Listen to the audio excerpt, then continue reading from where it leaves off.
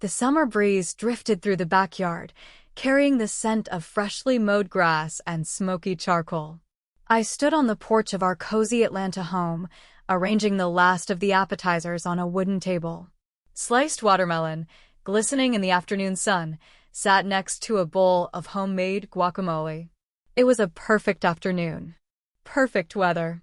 Perfect life. I smoothed the hem of my sundress, my fingers brushing the soft cotton, and smiled to myself.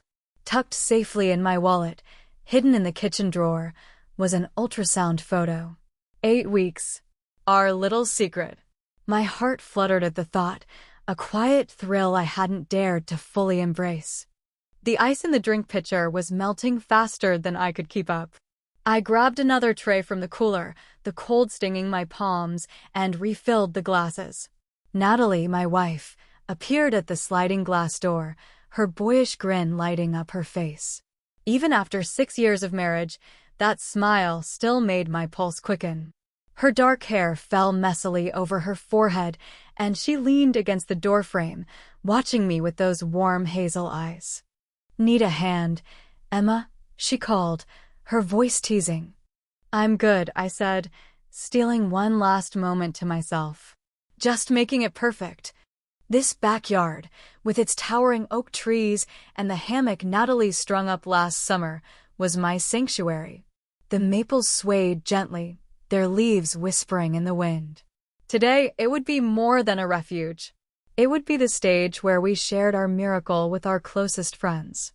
After 3 years of trying, 2 heartbreaking miscarriages, and 1 grueling IVF cycle that drained our savings, we were finally pregnant. I pressed a hand to my still flat belly, feeling the fragile hope I was too scared to fully trust. This baby was everything. The doorbell chimed, pulling me from my thoughts. Natalie's footsteps echoed across the hardwood floor, followed by the sound of familiar voices. Sarah's deep laugh, Chloe's cheerful greeting. Our chosen family had arrived, thinking this was just another summer barbecue. I took a deep breath, the air warm and thick with promise, and stepped inside. Sarah pulled me into a warm hug, her perfume a comforting mix of lavender and vanilla. "Looking good, hostess," she said, handing me a bottle of my favorite non-alcoholic sparkling rose. She winked. "Chloe spilled the beans. Said she's off booze since our last dinner." I shot Chloe a mock betrayed look across the room. Her curls bounced as she shrugged, a mischievous grin on her face. "What?" "I noticed things," she said, raising her hands in surrender. My phone buzzed in my pocket. A text from my sister, Lily, running late. "Traffic's a mess. Save me some food." I typed back quickly, my fingers trembling with excitement. "Lily, big news today." "Hurry." The doorbell rang again. Natalie moved to answer it while I arranged Chloe's homemade shortbread cookies on a plate. Their buttery scent filled the air, grounding me. I was ready. We were ready. This was our moment to share the joy we'd guarded so carefully. The chatter of our friends grew louder, their laughter weaving through the house like music. I glanced at the ultrasound photo in my mind's eye, that tiny smudge of life, and felt a surge of courage. Today, everything would change. The living room hummed with energy as our friends filled the space, their voices blending into a warm, familiar melody. Sarah's laughter rang out, sharp and contagious, as she recounted a story about her dog stealing a burger at last week's picnic. Chloe, perched on the arm of the couch, chimed in, her hands gesturing wildly. The Atlanta sun streamed through the windows, casting golden patches on the hardwood floor. I moved between the kitchen and porch, balancing a tray of iced tea and a plate of sliders, my heart light with the secret I carried. 8 weeks. Our miracle. I could almost feel the ultrasound photo tucked away in my wallet, its edges worn from my nervous fingers. Natalie was in her element, flipping burgers on the grill outside, her apron splattered with barbecue sauce. She caught my eye through the glass door and winked, that playful spark making my chest tighten with love. I set the tray down, brushing a strand of hair from my face, and checked my phone. Another text from Lily, still stuck on I-85. This city's a nightmare. Save me a burger. I smiled, typing back, big announcement tonight. You better make it. My fingers hovered over the screen, itching to spill the news, but I held back. Not yet. The doorbell rang, cutting through the chatter. I got it, Natalie called, wiping her hands on a towel as she crossed the room. I turned back to the kitchen counter, arranging Chloe's cookies next to a bowl of fruit salad, when a familiar voice stopped me cold. Emma. I froze, a cookie crumbling slightly in my grip. Olivia stood in the doorway, radiant in a floral maxi dress, her dark hair swept into a loose bun. Her wife, Hannah, lingered behind her, looking awkward in a polo shirt and khakis. Olivia's smile was wide, her signature jasmine perfume wafting toward me as she rushed forward. Surprise, she said, pulling me into a hug before I could react. Olivia, I stammered, setting the cookie down before it crumbled completely. What are you doing here? My voice was tighter than I meant it to be. She wasn't supposed to be here. She and Hannah lived in Chicago, and they weren't due back in Atlanta until next month. We'd planned to drive up to tell her our news in person, a quiet moment just for us. We wrapped up a work project early, Olivia said, her eyes sparkling. I couldn't miss barbecue season, could I? Thought I'd surprise everyone. She squeezed my arm, oblivious to the way my smile faltered. Natalie stood by the door, her expression unreadable. You should have told us, I said, forcing a laugh. We'd have picked you up at the airport. Oh, don't worry, Olivia waved a hand. Hannah's got the rental car situation under control. Hannah nodded, offering a shy smile, but I caught a flicker of unease in her eyes. My stomach twisted, a faint warning I couldn't place. The room seemed to shift, the easy rhythm of the party disrupted. Sarah and Chloe greeted Olivia with hugs, their voices bright, but I felt Natalie's gaze on me. I glanced at her, searching for reassurance, but she looked away, busying herself with a stack of napkins. We'd planned this day so carefully intimate, just our local crew, the people we saw every week. Not Olivia. Not yet. Her laughter, loud and infectious, filled the space, pulling everyone in. But to me, it sounded like static, drowning out the moment I'd been holding onto. I gripped the edge of the counter, steadying myself. This was still our day. It had to be. The backyard pulsed with life, the air thick with the scent of grilled burgers and sunscreen. String lights swayed gently above the patio, casting a warm glow over our friends as they sprawled across lawn chairs and clustered around the cooler. Sarah's playlist blared from a portable speaker, a mix of old-school R&B and summer pop that had Chloe swaying as she refilled her glass.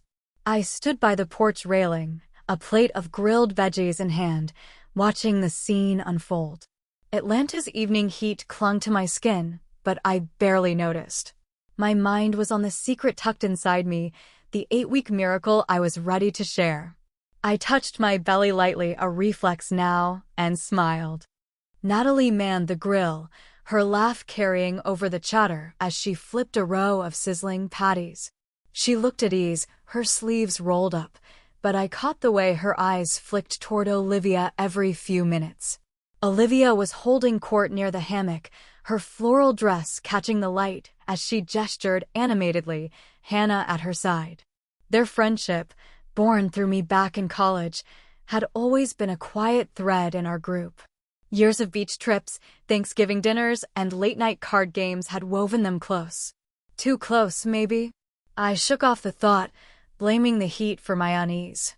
Lily's car finally pulled into the driveway, the headlights cutting through the dusk.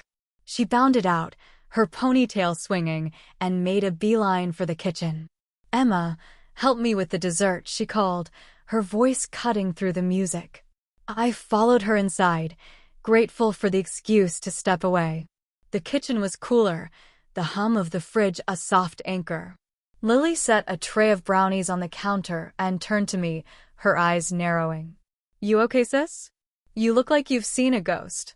I leaned against the counter, the cold granite grounding me. Olivia showed up, I said, keeping my voice low.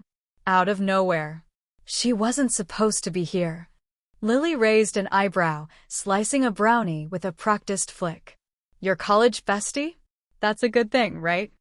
I hesitated, glancing out the window where Olivia's laugh rang out again.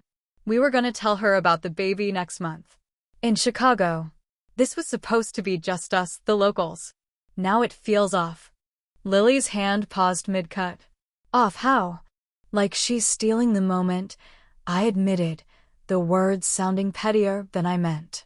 We're announcing the pregnancy tonight, and I don't know, it's like she's taking up all the air. Lily set the knife down, her grip on my arm firm but gentle. Emma, this is your day. Yours and Natalie's. Olivia doesn't get to change that. Her words steadied me, but the knot in my chest didn't loosen. You're right, I said, forcing a smile. Let's get these brownies out there. We stepped back onto the porch, the tray balanced between us. Natalie caught my eye from across the yard, her brows lifting in a silent question. Ready? I gave a small nod, my heart picking up speed. It was time. The music softened, and Natalie clinked her glass with a fork, the sharp sound pulling everyone's attention. Conversations faded, heads turning toward us. My pulse thrummed in my ears, the weight of our secret pressing against my ribs. Natalie's arm slid around my waist, warm and solid. This was it. Our moment to tell the world about our miracle. I opened my mouth, the words forming, when a shadow moved at the edge of my vision. Olivia shifted in her seat, her eyes locked on us, and something in her smile made my breath catch. The backyard fell silent, the clink of Natalie's glass still echoing in the warm Atlanta air. Our friends turned toward us, their faces lit by the soft glow of string lights. Sarah leaned forward in her lawn chair, her drink paused halfway to her lips. Chloe stood by the cooler, her curls catching the breeze. My heart pounded, a wild rhythm against my ribs, as Natalie's arm tightened around my waist. Her touch, usually so comforting, felt heavy now, anchoring me to this moment. I took a breath, the words I'd rehearsed for weeks rising to my lips. This was it. Our miracle, ready to be shared. Thanks for coming, everyone, Natalie said, her voice steady, carrying over the quiet. Emma and I have some news we're thrilled to tell you. Her grin was wide, the one that always made me feel like we could face anything. I opened my mouth to speak, to say the words were pregnant, when a chair scraped against the patio. Olivia stood up, her floral dress swaying, her smile sharp and sudden. Actually, Olivia said, her voice cutting through the hush like a blade, Hannah and I have an announcement too. The world seemed to freeze. Natalie's arms stiffened, her fingers digging into my side. Olivia reached into her purse, pulling out a small, glossy photo. She held it up, the ultrasound image catching the light. We're pregnant, she said, her eyes gleaming. 8 weeks along.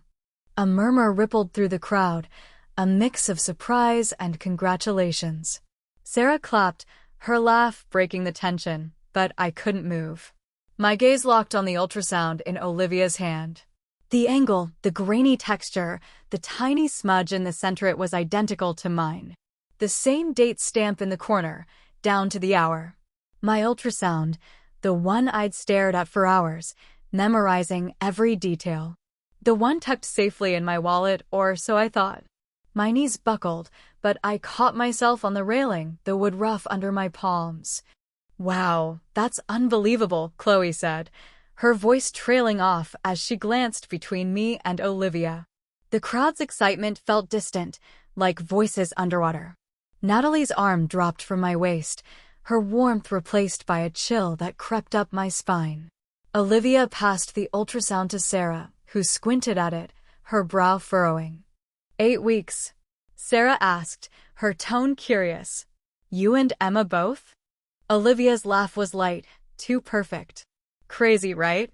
Guess it's just good timing. She looked at me, her smile unwavering. You're gonna be an aunt, Emma. I couldn't speak, couldn't breathe. The ultrasound made its way around, landing in Chloe's hands. She studied it, her eyes flicking to mine, a question forming. My mouth was dry, the words I'd planned to say dissolving.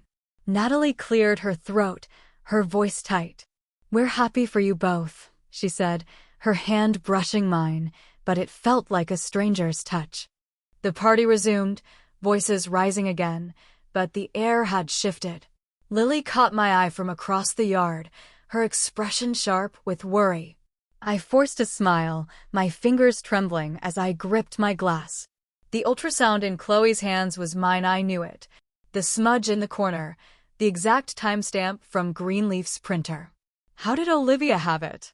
My mind raced, piecing together fragments. Natalie's unreadable look when Olivia arrived. The way Olivia's announcement stole our moment. This wasn't a coincidence. It couldn't be. Something was wrong, and the truth was slipping through my fingers like sand. I stood there, surrounded by laughter, but all I felt was the weight of a betrayal I couldn't yet name. The party had wound down, the backyard emptying as friends hugged goodbye under the fading glow of string lights.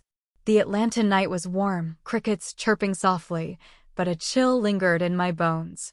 I stood in the kitchen, the silence heavy, washing dishes to keep my hands busy. The ultrasound image Olivia had waved around haunted Mite's identical date stamp, the familiar smudge, my baby. Natalie was outside, stacking chairs, her movements slow, distracted. I couldn't look at her, not yet.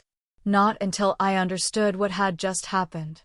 I dried my hands, the towel rough against my skin, and noticed a small gift bag on the counter. It was from my mom, her neat handwriting on the tag, but inside, a card caught my eye, Olivia's loopy scrawl. My stomach twisted as I opened it. A tiny onesie, pale yellow, folded neatly beside a bottle of prenatal vitamins. The card read, 8 months until our lives change forever. All my love. A slip of paper fluttered to the floor. I picked it up, my breath catching. Natalie couldn't wait to share our secret. The words blurred as my eyes stung, my fingers crumpling the edges. Olivia, my best friend since college, my maid of honor. She was sleeping in our guest room right now, her jasmine perfume probably clinging to the pillows. The kitchen felt too small, the walls pressing in. I slid down against the fridge, the cold metal grounding me as my chest tightened. This had to be a mistake. Maybe Olivia had grabbed a generic card, some pre-printed note she forgot to remove. But the ultrasound mine, unmistakably mine, gnawed at me. Natalie's silence during Olivia's announcement, her tense grip on my waist. Had she told Olivia our secret? Worse, had she given her my ultrasound? Footsteps broke my spiral. Natalie stood in the doorway, her face shadowed in the dim light. "Everyone's gone," she said, avoiding my eyes. "Olivia and Hannah are settled in the guest room." I stood, clutching the card. She had my ultrasound, Natalie. My voice was a whisper, sharp with fear. She ran a hand through her hair, a nervous tick I used to find charming. "They all look the same, Emma. Early ultrasounds, they're just blobs." "No," I said, stepping closer, my voice firmer. "The date stamp, the angle, that smudge from Greenleaf's printer. It's mine. I know it." "You're paranoid," she snapped, her tone biting in a way I rarely heard. "It's been a long day. Let's just go to bed." I studied her face, the one I'd loved for 6 years. The slight twitch of her mouth, her eyes darting away. "You knew she was coming," I said slowly. "You're not surprised she showed up." "Don't be ridiculous," Natalie muttered, turning to the fridge. She grabbed a beer, the bottle clinking against the shelf. "I'm catching up on some shows. Come to bed when you're ready." The bedroom door clicked shut behind her. I stood alone, the card still in my hand, my pulse racing. I needed someone who'd understand. I dialed Lily, my voice shaking. "Lily, I need you. Right now." An hour later, Lily sat across from me at the kitchen table, the crumpled note between us like a loaded gun. Her tea had gone cold, her face pale as she read Olivia's words again. "Are you sure this is her handwriting?" she asked, her voice careful. I'd know it anywhere, I said, my throat tight. And the ultrasound, she held it up like a trophy.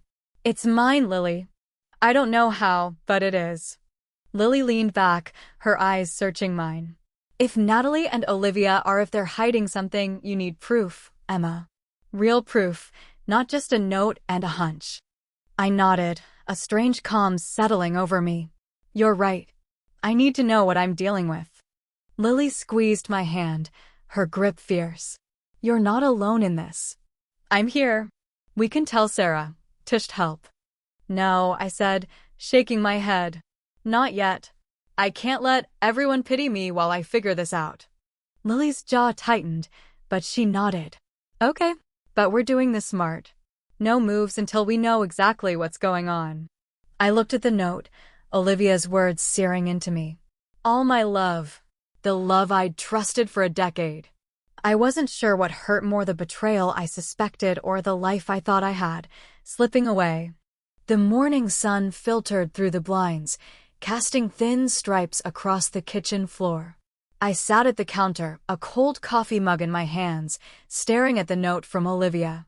Natalie had left early, muttering something about a work errand, her eyes avoiding mine.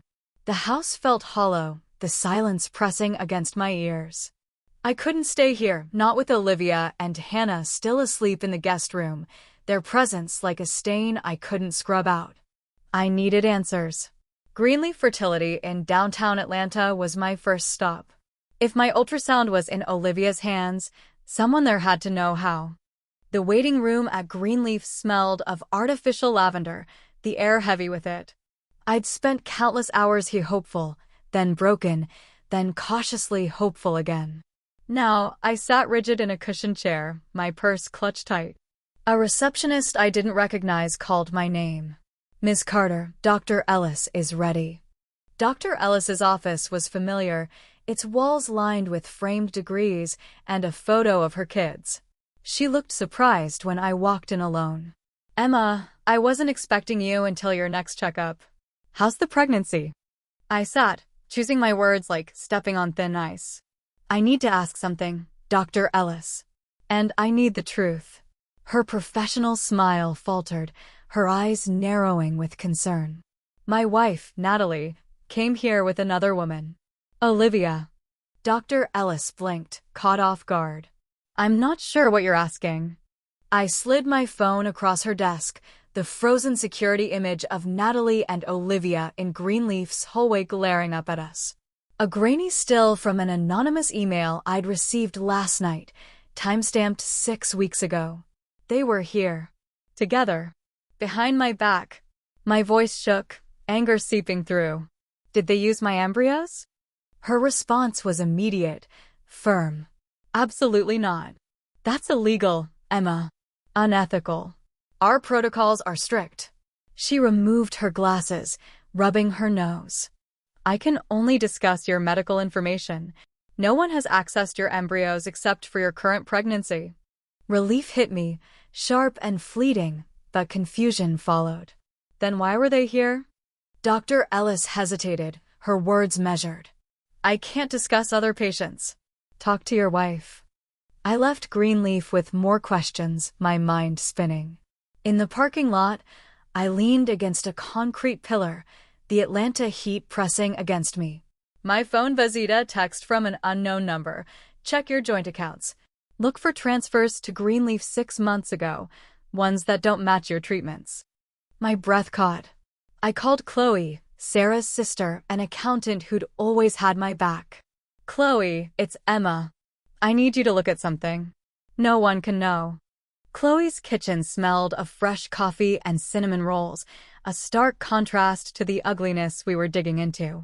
I'd brought everything: bank statements, investment records, tax returns from the last 2 years. Chloe's laptop glowed as she sorted through them, her fingers flying across the keys. IVF's expensive, she said, not looking up. What, like $50,000? Even with insurance, you guys took a hit. I nodded, gripping my mug.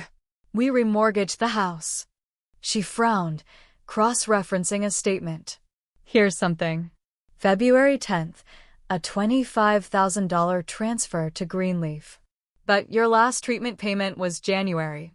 My stomach lurched. That's not mine. It's from our joint savings. Chloe turned the screen. Natalie authorized it. Any idea what it's for? I shook my head, dread pooling in my chest. Keep looking. She scrolled further. Monthly cash withdrawals, $2,000, every 15th for 5 months. You didn't notice. Shame stung me. Natalie handles most of our finances. Don't beat yourself up, Chloe said, her voice gentle but firm. People hide things this way. She paused, her eyes narrowing. There's more. A safe deposit box at First National opened 8 months ago. Both your names, but the address is a P.O. box I don't recognize. The pieces clicked, jagged and sharp. I drove to First National, Natalie's spare driver's license in my purse. The bank manager eyed me skeptically. This isn't your ID. It's my wife's, I said, forcing a smile. She's on a trip. My name's on the box, too. Check. He relented after I spun a story about anniversary plans. Alone in the viewing room, I opened the metal box, my hands trembling. Inside, a folder labeled Greenleaf Agreement. My vision blurred as I read. Natalie and Olivia had signed a legal deal to use our embryos, implanting one in a third party. Hannah's signature was there, faint, like an afterthought. They'd stolen my child, my future, for their own gain. I snapped photos, my heart racing, and left, the papers burning in my mind. Whatever this was, it was bigger than betrayal. The Atlanta night was thick with humidity, the air clinging to my skin as I sat in Malik's car, my phone glowing with a new message. Cliffside parking garage, level 3D, 20 minutes. Found something you need to see. The unknown number sent a chill down my spine, but the weight of the Greenleaf Agreement photos in my purse pushed me forward. Malik insisted on coming, his jaw set as he drove us to the hospital district. Could be a trap, he warned, his voice low. But I needed answers more than safety. The truth was a splinter I couldn't ignore. The parking garage was nearly empty, its fluorescent lights buzzing, casting stark shadows across concrete pillars. Malik parked near the entrance, his eyes scanning the dark. I'll wait here, he said, handing me a flashlight. Yell if you need me. My footsteps echoed as I walked deeper into level 3D, the vast space swallowing sound.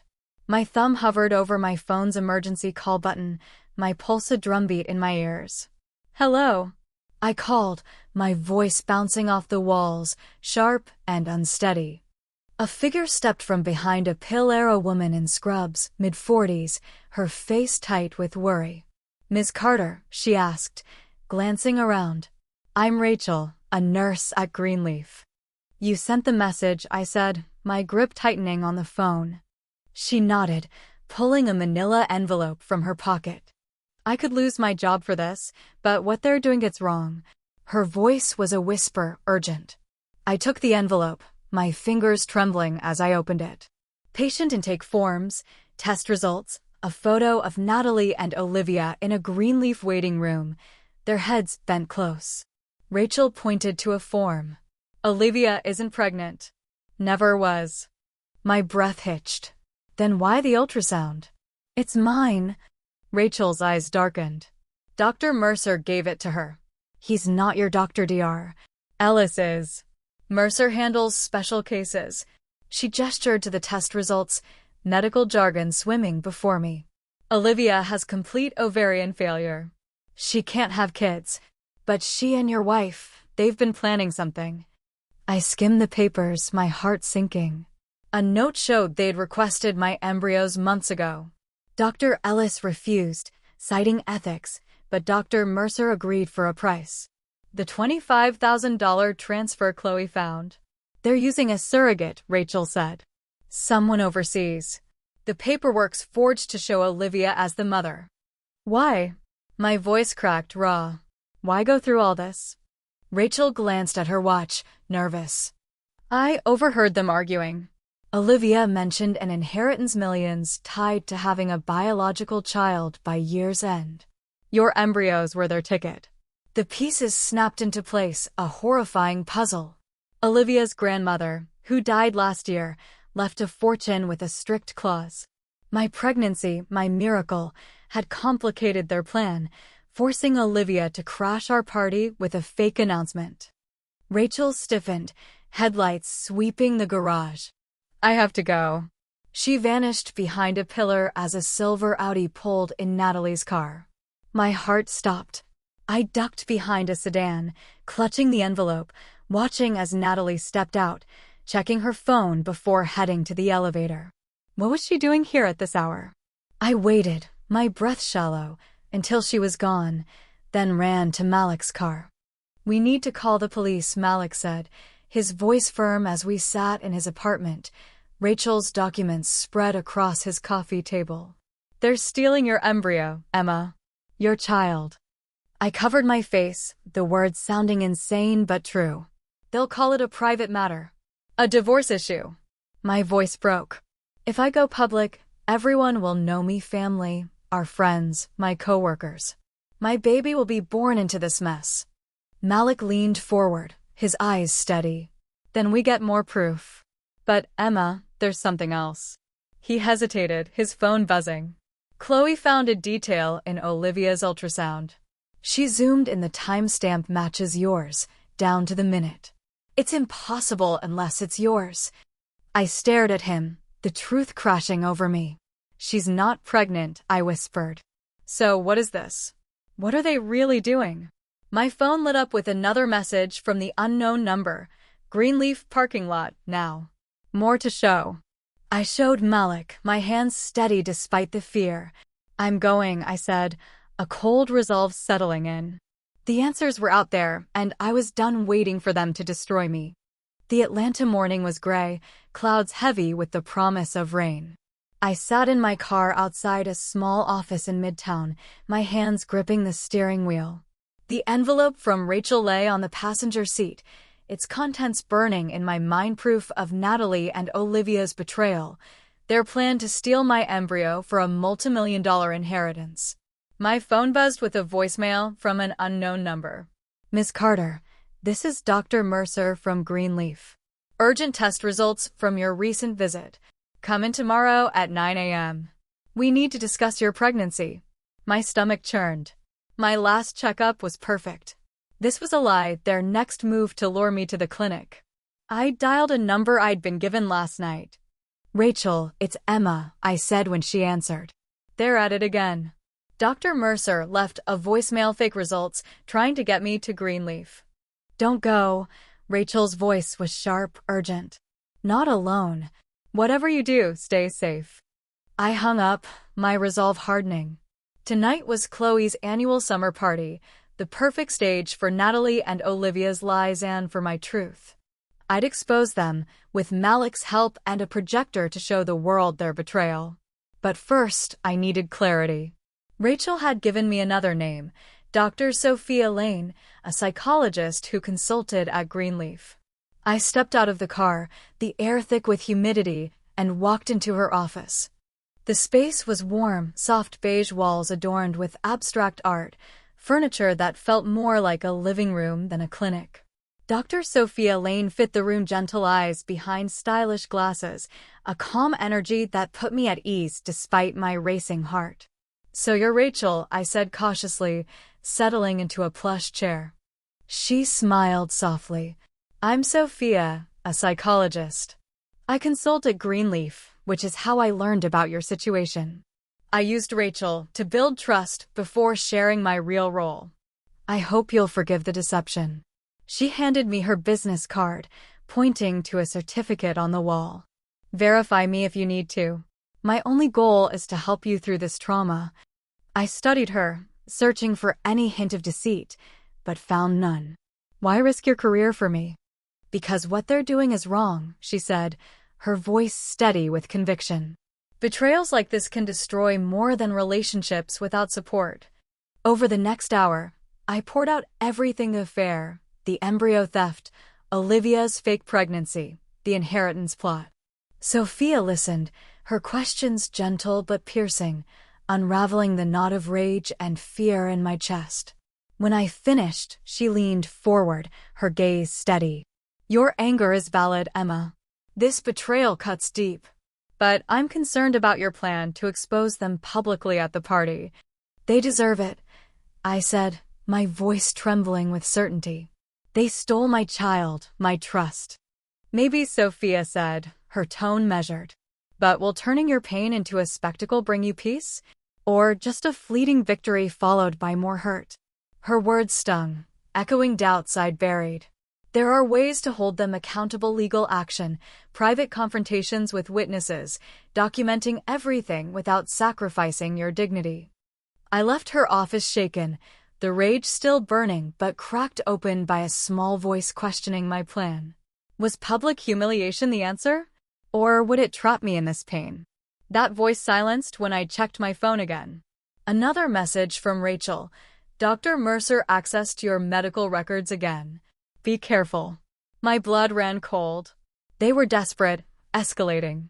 Sophia's advice lingered, but the voicemail from Mercer, the lies, the threat to my baby, it was too much. I texted Malik, it's happening tonight. Get the projector ready. Chloe's backyard was already filling with guests as I arrived, the Atlanta dusk softening the edges of the world. String lights twinkled, the air alive with laughter and the clink of glasses. I stood on the porch, my heart pounding, the USB drive in my pocket heavy with evidence, security footage, documents, emails. Natalie and Olivia would be here soon, expecting to play their parts in their perfect lie. But tonight, I'd rewrite the script. I sipped a soda, the cold fizz grounding me, and scanned the crowd. Lily appeared beside me, her eyes worried. You sure about this, Emma? I nodded, my jaw tight. They wanted an audience. They're getting one. Doubt flickered, Sophia's words echoing, but I pushed it down. Some truths demanded to be seen. Chloe's backyard glowed under a canopy of string lights, the Atlanta night alive with the hum of summer. Guests mingled across the lawn, their laughter mingling with the clink of glasses and the soft strum of a guitar from a nearby speaker.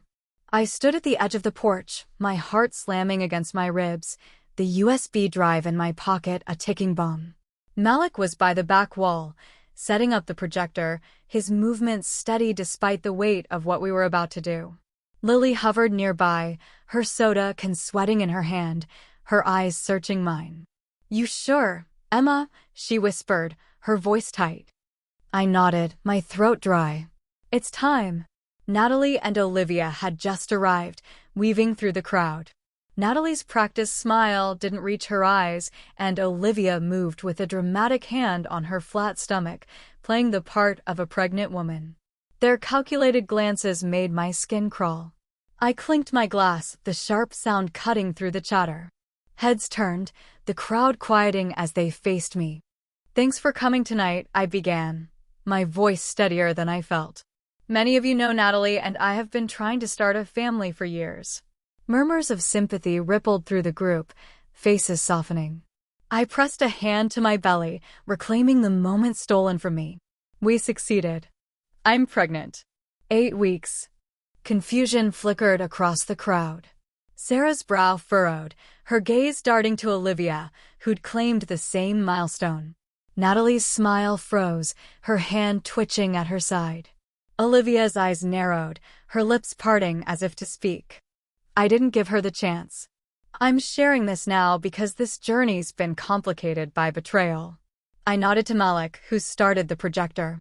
The first image hit the wall, security footage of Natalie and Olivia kissing in Greenleaf's hallway, their bodies pressed close. Gasps erupted, glasses clinking as hands tightened. My wife and my best friend have been cheating for years, I said, my voice cleared despite the tremble in my hands. But that's not the worst of it. The next slide showed the Greenleaf agreement, Natalie and Olivia's signatures stark against the page. They schemed to steal my embryo, my child, for an inheritance tied to a biological baby by year's end. Olivia lunged forward, her face twisted with panic.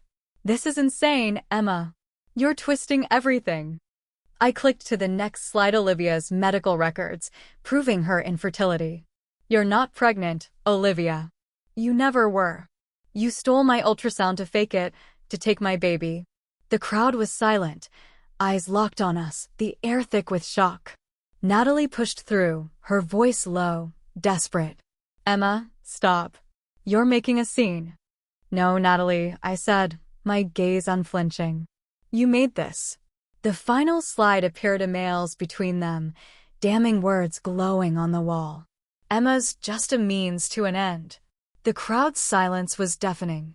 Olivia's calm shattered. She grabbed a glass, smashing it against the porch, the crash snapping the tension. You idiot, she screamed, her voice raw. Do you know what you've done? What have I done? I faced her, my voice steady. I took back my life. My baby. My truth. Natalie grabbed Olivia's arm, but she shoved her off. This isn't over. Olivia spat. That baby's our ticket to millions, and you won't ruin what we worked for. Her confession hung heavy, a final nail.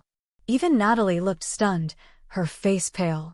I smiled, a real smile, the first in months. It's over, Olivia. Everyone here's a witness. A slow clap started in the crowd. Sarah, her eyes fierce with respect. Others joined, the sound swelling, not celebratory but acknowledging, a collective nod to truth unveiled. Malik stepped forward, phone in hand. Cops are on the way. Natalie's laugh cracked, brittle. This is a setup. A private matter. Medical fraud isn't private, I said. Nor is accessing my records without permission. Dr. Mercer's been reported. Olivia yanked away from Natalie, her mask gone. You think anyone will believe you? It's your word against ours. Chloe stepped up, tablet glowing. Your word against yourselves. Emails, documents, transactions. I've tracked it all. The wail of sirens cut through the night, and Natalie's shoulders slumped, her fight draining. Let's go, Olivia, she muttered. Olivia hissed. It's over, Natalie. She ruined everything. I watched them, strangers in the skins of people I'd loved, and felt a strange calm. You ruined yourselves, I said. I'm not your victim anymore. The police arrived, their stern faces cutting through the surreal haze, and the crowd parted as Natalie and Olivia were led to patrol cars. The police cars pulled away, their red and blue lights fading into the Atlanta night. Chloe's backyard felt eerily quiet, the string lights swaying in the breeze, casting soft shadows over the scattered glasses and crumpled napkins. Only our closest friends stayed: Sarah, Chloe, Lily, Malik moving silently to clean up, their faces heavy with shock. I sat on the porch swing, my body drained, the adrenaline of the confrontation seeping out like air from a punctured tire. Fireflies flickered in the dark, tiny sparks against the weight of what I'd just done. Malik handed me a mug of chamomile tea, its warmth steadying my trembling hands, and sat beside me. The swing creaked gently, a familiar sound in the chaos. You okay, Emma? He asked, his voice soft but searching. I stared into the tea, steam curling upward. I don't know who I am anymore, I admitted. Relief, hurt, numbness, they swirled together, a storm I couldn't name. I'm glad it's out, but it hurts. All of it. He nodded, letting the silence sit between us, comfortable and unbroken. What happens now? He asked finally. I took a sip, the tea soothing my raw throat. Lawyers will fight over the Greenleaf Agreement. Divorce papers are coming. Maybe criminal charges, depending on what the police dig up. My voice was steady, but the future felt like a fog I couldn't see through. Chloe's got a guest room ready, but I need to go home tonight. Malik raised an eyebrow. You sure? That house. It's still mine, I said, my hand resting on my belly. Ours. Me and the baby. They don't get to take that, too. The house was dark when I unlocked the door, the air heavy with the ghosts of yesterday. I flipped on lights, room by room, reclaiming the space. The living room, where Olivia's laugh had filled the air. The kitchen, where Natalie's lies had unraveled. In the office, Natalie's desk drawer was ajar, papers spilling out in her haste to leave. I moved to close it, but something caught my eye, a small velvet box. My fingers hesitated, then opened it. No jewelry, just a silver key, a tag attached with an address, a storage facility indicator. My phone buzzed, an unknown number. More you don't know. Storage Unit 227. Keys in her desk. Rachel's work, I was sure. The storage facility was brightly lit, despite the late hour, its rows of metal doors stretching into the distance. Unit 227's lock clicked open smoothly. Inside, shelves held dozens of file boxes, each labeled with a woman's name. My breath caught as I realized what I was seeing: records of Natalie and Olivia's other victims, women they'd manipulated, deceived, bled dry. Financial files, photos, personal details, all meticulously cataloged. Some boxes held property deeds, investment accounts, insurance contracts. Then I saw a box labeled Emma in Olivia's handwriting. My hands shook as I opened it. Inside, a plan spanning years, starting before Natalie and I met. Photos of me at events I didn't know were watched, my fertility treatments tracked, a copy of my will. They hadn't just betrayed me, they'd targeted me, a long con meant to end with an accident, giving Natalie control of my assets and our child. The room spun, my knees weak, but I kept reading, photographing every page. My phone rang, Lily's voice frantic. "Emma, where are you?" When I explained, her shock mirrored mine. "You shouldn't be alone," she said, already grabbing her keys. She arrived within the hour, her arms around me as we stood in the sterile light. "You're not alone anymore," I told her, a strange calm settling in. These women, their names etched in my mind, deserved the truth, just like I did. I boxed up the files, my decision made. The weight of betrayal would always be part of me, a scar I'd carry. But it wouldn't define my story.